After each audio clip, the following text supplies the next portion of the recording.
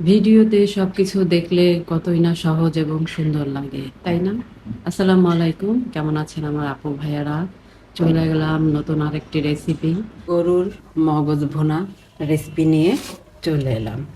তো প্রথমে আপনারা দেখলেন আমি মগজটা সিদ্ধ করে নিয়েছিলাম একটু হলুদ দিয়ে, এবং সেগুলোকে ছোট ছোট টুকরা করে কেটে নিয়েছি। এখন পেঁয়াজটা আমি খুব সুন্দর করে বাদামি কালার করে ভেজে নিব, এবং তার মধ্যে আস্তে আস্তে সব মশলাগুলো দিয়ে দিব। হলুদ, লবণ, মরিচের গুঁড়া, আদা রসুন বাটা সব কিছুই দিব। শুধু পেঁয়াজ বাটাটা আমি দিব না, কারণ পেঁয়াজ আমি অনেকটাই দিয়েছি, বাদামি করে ভেজে নিয়েছি।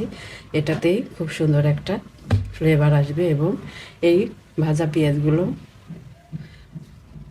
মগজের সঙ্গে সুন্দর করে মিশে যাবে এবং অনেক ভালো লাগবে খেতে। তো এই যে আমি মশলা ভুনা হয়ে যাওয়ার পরে মগজটা দিয়ে দিলাম। আর এভাবে গরুর ব্রেন ভুনা করা আমি শিখেছি আমার সেজননাস আপুর কাছ থেকে।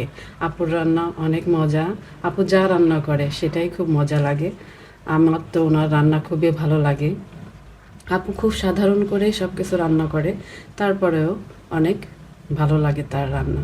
আসলে তার হাতে মনে হয় আল্লাহ অনেক মজা দিয়ে দিয়েছে, জাদু দিয়ে দিয়েছে। রান্না যা করে সবই ভালো লাগে।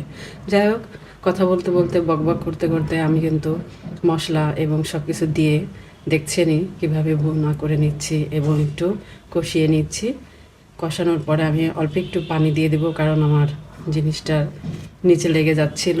এই যে আমি অল্প একটু পানি দিয়ে আর একটু কষিয়ে নিলাম, এবং কষানো হয়ে গেলে মশলাটা মগজের ভেতর সুন্দর করে জাল হওয়ার জন্য আমি আরও কিছুটা গরম পানি দিয়ে দিব, এবং সুন্দর করে এটাকে জাল করে নিব। মগজ যেহেতু সিদ্ধই করা, বেশি একটা অনেক সময় ধরেও আমার তেমন জাল করতে হবে না, কিন্তু যেহেতু মশলাগুলো এর ভিতরে প্রবেশ করাতে হবে, তো আমি একটু গরম পানি দিয়ে এই যে ফুটিয়ে নিলাম, এবং কিছুটা কাঁচামরিচও দিয়ে দিলাম শেষের দিকে।